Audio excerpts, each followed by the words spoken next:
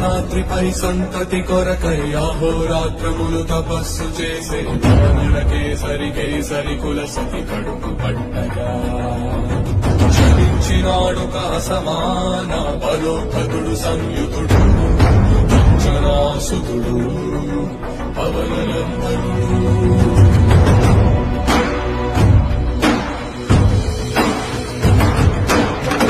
కిరణముల ఉదయాత్మికని అది పండిన తీరని పండు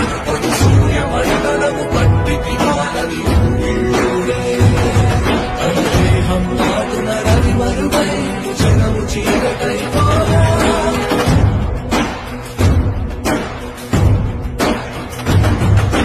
అది అమరేంద్రుడు గమనించి తన ఐరావతమది ఓడించి ఆంజనేయుని